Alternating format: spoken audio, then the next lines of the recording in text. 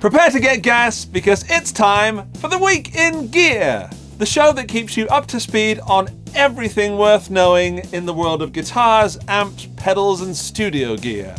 This week, Behringer creates a cluster box, Gibson forgets what Britpop sounds like, and Positive Grid makes smart tone even smarter by making it dumber. Thanks to PEAVEY for sponsoring this episode.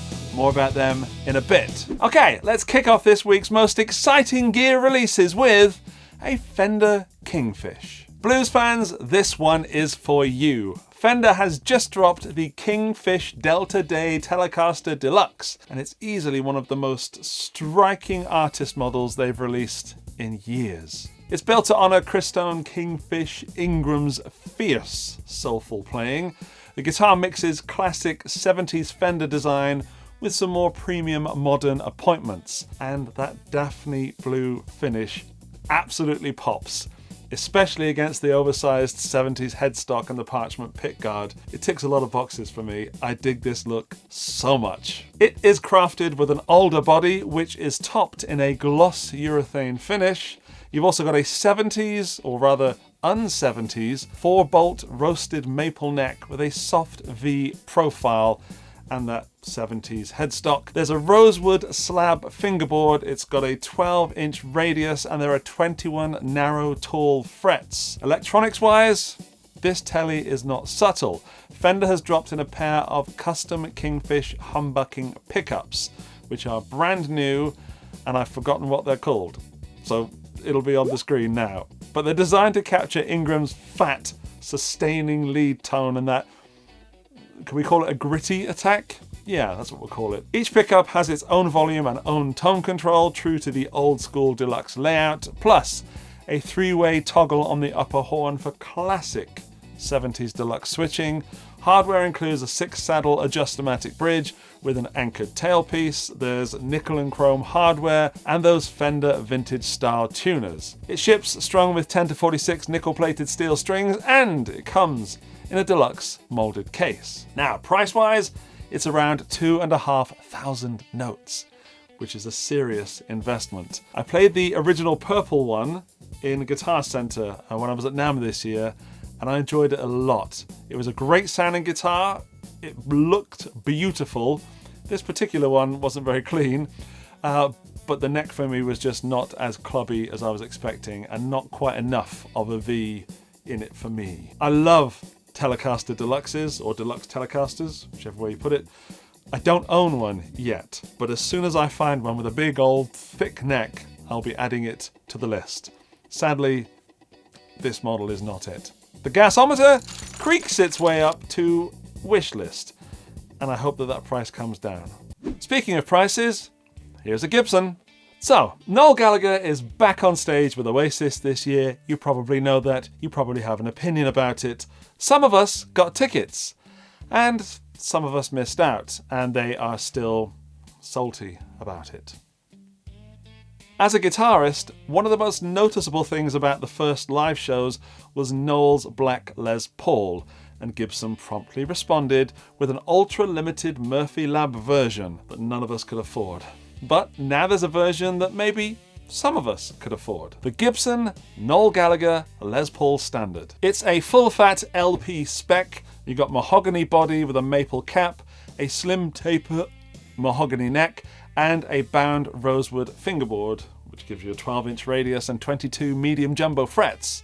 This is finished in ebony gloss nitro, that single ply binding, and those are black top hat knobs. No room for humbuckers on this. Instead, there are dual chrome covered Gibson P90 soap bars. The hardware is classic and solid. That's an ABR1 Tunematic, an aluminium stop bar, aluminum, and Grover Rotomatic tuners. This is priced around 3,000 notes. It's far more attainable than the earlier Murphy Lab aged super limited superly duperly version, but I think this model misses the point so much. It looks like Gibson has spent the least amount of money making this guitar and then adding a premium on it for Oasis fans. I am an Oasis fan, and this guitar fails to excite me. I love black Les Pauls, I love P90s. This should this should make my wallet burst into flames. But while brands like PRS and Ibanez and Fender make guitars today that are exactly the model the artist is playing or very close to the specs and looks, Gibson have just stripped away far too much. Like, look at the fretboard. Red. And Gibson have been getting away with this for far too long. It would have made much more sense to have made an Epiphone version and then spent more money on the guitar itself rather than just building a Gibson version that can't deliver at that price.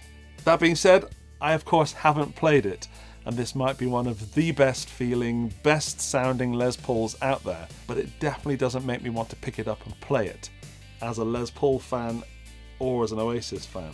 The Gasometer barely reaches Borrow It, as in my opinion there are far more interesting Les Pauls out there that I would purchase before I even looked at this. This is a complete miss for me. Let's go budget! Behringer's gone mogy and woody again with a BM-18M Cluster Box. This is a deep dive modulation unit that feels a bit more like a synth module than a pedal. But it is a pedal. It is in fact the next Moog pedal that Behringer have cloned and updated, and this one combines chorus and flanger with 6 selectable LFO shapes and a load of knobs and buttons and switches and inputs and outputs. Just think vintage modulation meets modular flexibility. You get MIDI in, USB-C and CV expression control. The drive control lets you push that path into mild saturation, while the tap tempo and the range switches add some performance control, enough to confuse many of us. It's basically an updated Moga MF-108M revival for under around 150 notes. Whatever it says there. I saw it as 150. I bought several of these Behringer / Moog, or Bogue, if you will, pedals, and I think they're Behringer at their best, taking something that no longer exists, making it look very similar, and adding some functionality to it and making it cheap. The Gasometer is a strong buy it now from me. With this you get analog swirl, stereo movement, MIDI control. Behringer just made modulation fun and affordable. Links in the video description. Everybody knows PEAVEY, right? My first real tube amp was a PEAVEY Classic 30, and that thing taught me the meaning of loud. After a few quiet years, PEAVEY are back, and this year at NAMM they announced a wave of legacy products: the Josh Homme Decade 2 amp, a bunch of new preamp pedals, including the freshly available VTM, and 2025 marks PEAVEY's 60th anniversary.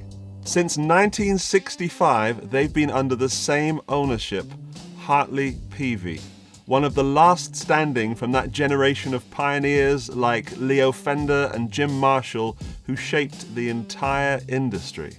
PEAVEY have a huge number of products. It's currently somewhere around 2,000 and about 180 patents, which is nuts. They've worked with some absolute legends too, and their partnership in the early 90s gave us what is now the PEAVEY 6505. So yeah, PEAVEY is back, and it is awesome to see them everywhere again, including at Thomann if you're in Europe. Check out the link below, peavey.com, and hear what 60 years of PEAVEY passion sounds like. Now, on with the show. If Noel Gallagher's Gibson Les Paul left you feeling less than supersonic, don't worry, this week is a double, nay, triple Oasis feature. Epiphone just announced not one, but 2 Britpop signature models. One for rhythm legend Paul Bonehead Arthurs, and one for lead guitarist Gem Archer. The Gem Archer master-built Sheraton looks incredible in cherry red, and on paper at least, it is the better, read, higher spec and more expensive guitar. But this week I'm going to be focusing on the man who helped build the Oasis foundation himself, Bonehead. This Riviera is built with a 5-ply maple semi-hollow body and a solid maple center block. It's paired with a 3-piece maple neck, which is a glued-in set neck construction. It's also a slim taper C profile. and a rosewood fingerboard. Yes, real rosewood, unlike Noel's Laurel board Riviera. It's got a Locktone Tunematic bridge and a stop bar tailpiece. There are witch hat knobs and cream binding. This finish is called Dark Tobacco Sunburst. It's high gloss and it is unmistakably late 90s Oasis aesthetic. This is based on Bonehead's Japanese-made Epiphone from the 1980s, and they come highly recommended and also much more expensive than this Epiphone on offer. But it is not the same Epiphone. This is a subtle signature model with a Bonehead autograph on the back of the headstock, and I think it's priced fairly, coming in at around 1,000 notes depending on where you live, which is the same price as Noel's Riviera. And in fact, it looks to be exactly the same guitar apart from the colour, which is exactly as it should be. Gasometer? Buy it now. I reviewed the Noel Gallagher version this year and I loved it, but I think the colour of the Noel version might not be for everybody, whereas this Tobacco Sunburst version has a more universal appeal. Links in the video description. PRS has gone and done it. They've built an amp that promises to be your entire backline in one box. The new PRS Tempest GS50 and GS100 are hand-built in Maryland, exclusive to Sweetwater, and designed to blend the best of American, British, and D-style tones in one boutique head. It's not diesel, pretty sure it's Dumble. And yes, it comes at a boutique price. The GS50 runs at 50 watts with a pair of EL34 power tubes, while the GS100 doubles it to 100 watts using 4 EL34s. Logic. Both share a single channel layout with a foot switchable gain stage, so you can jump from pristine Fendery cleans to smooth plexi Marshall-y harmonic overdrive on command. No channel switching, just dynamic range and a D-style overdrive. The circuit is point-to-point hand-wired, with a tube-driven spring reverb, and a MOSFET effects loop, wow, for modern pedalboard integration. Sorry, I'm disappointed with how stupid I've just been. I've overdone the stupid. I'll dial it back a bit. Yeah, so all that is for playing guitars through with pedals and cables. The EQ looks to be simple, but possibly powerful. Treble, middle, and bass, plus a bright switch to open up the top end. The gain stage is foot switchable and it pushes the front end even harder, and judging by the sounds in the demo video, it can cover a pretty wide range of tones, and it sounds phenomenal. I was pretty blown away. These amps are voiced by Paul Reed Smith himself alongside Doug Sewell, aiming to merge the glassy headroom of a blackface Fender and the mid-punch of a plexi and the touch sensitivity of that D-style boutique amp. Yeah, it's a Dumble. I'll stop messing about. The Tempest GS has that do-it-all appeal, which I love. I don't like one-trick pony things unless they do it phenomenally well. I'm more a fan of a multi-tool. No, I'd take a good screwdriver over a multi-tool. I'm digressing. This has got Fender cleans and Marshall crunch and Dumble smoothness and all that stuff without menus or profiles. It's just an amp. It's 100% analog tone, probably touch responsive and definitely loud enough to annoy your neighbours and end relationships with people that live near you. The demo does show that it is not some sort of sterile boutique hi-fi. It's got grit and punch and it's really got dynamics. However, the 50 is priced at $4,300 and the 100 is priced at $4,400. And yes, this price will probably make you wince. But if you think of it this way, if you've ever wanted a Fender DELUXE reverb and a plexi, like, hang on, basically the rig that I use, that I push out the way for TWIG, there. So that, and without needing a chiropractor or something, the Tempest GS might just be what you're looking for. Push you back now. See you later. I can still see you. Now, I went into this fully focusing on the price at first and finding it laughable. But after hearing it and realizing that this actually could be one amp that replaces several, and listening to the demo, I'm hooked. And it's so close to being my pick of the week. It probably should be my pick of the week. It's just that price that is a little hard to stomach. And if the price puts it off the table for you, as it does for me currently, then of course, move on. But my hope is that PRS release a non-hand-wired version of this that brings the price down, possibly even a lunchbox model. And I could also do without the Dumble side. Just having that Marshall Plexi and Deluxe, that would do it for me. Another downside is that this is a Sweetwater exclusive currently. So if you don't live in the USA, you're probably out of luck there. If you do, there are links down there, and if someone buys one from my affiliate link, thank you very much. Now, I don't know anything behind the scenes, but I would hope that this comes out in Europe and the exclusive thing ends pretty soon, because I would love to try this amp out. Either that, Sweetwater, if you're watching, I'd like to come and play that amp, please. Thank you. To bring the mood down slightly, at a time when PRS are laying off staff and money is tight, this is PRS's biggest amp statement yet. And honestly, it sounds like the amp that they've been trying to build for decades. I'm just not sure if the timing is right. A quick look at the gasometer and you'll see that my wallet is on fire for this. If it ever comes to Europe, you can expect me to try and play it, but you can also expect to pay even more than just the currency conversion. So you're probably looking at a €5,000 amp at the very least, which is nuts. This gives me gas so hard, but it will probably just remain a dream piece of gear.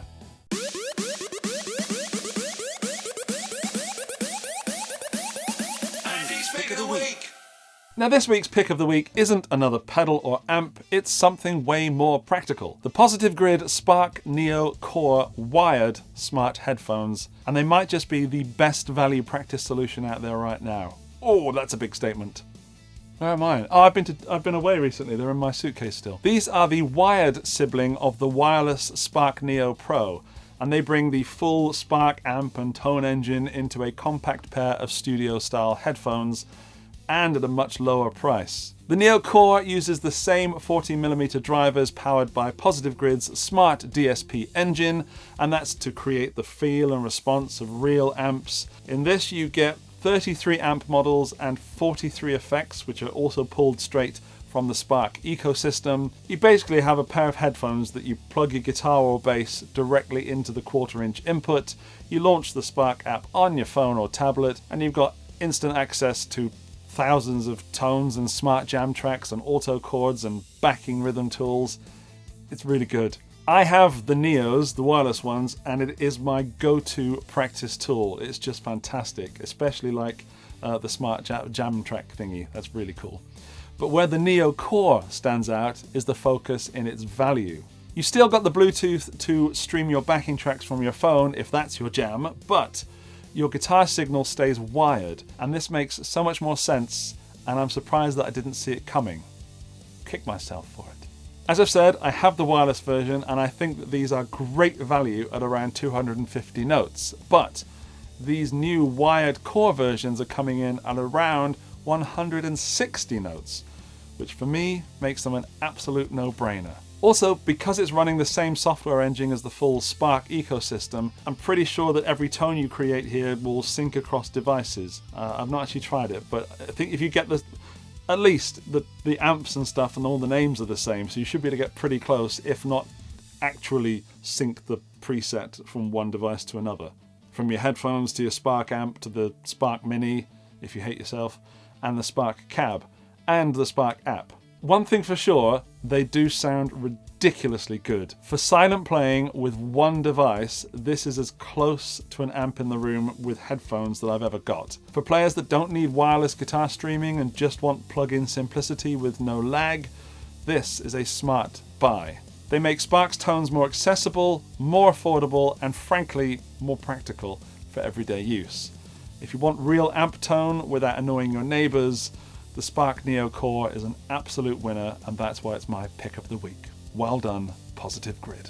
Okay, it's time for thanks. Thank you to these people who support the show on Patreon. Cheers, everybody. And these people support the show right here on YouTube. Hello to you, and thank you so much as well. If you want to get your name up on screen, just join the channel or go to the Patreon link in the video description. And if you want to do even more, here's a special thanks to the top tier members.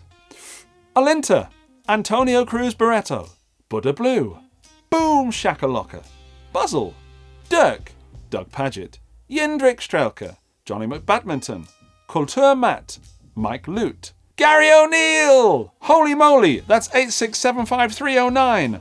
Josh Tamberg, Man Dude Bro, PQ Deads, Robin Callie, Sarang Narayan, and Southern Panda 33.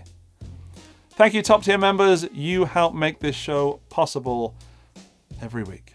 Don't forget to comment your pick of the week. And if you enjoy the show, don't forget to follow/subscribe to it, because this is going to be one of the last episodes in its current format. And if you want to see what's coming, well, you're just going to have to wait. See you in the next one. Bye-bye!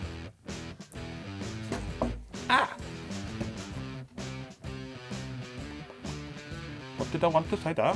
PRS have gone and done it. They have built and designed to build the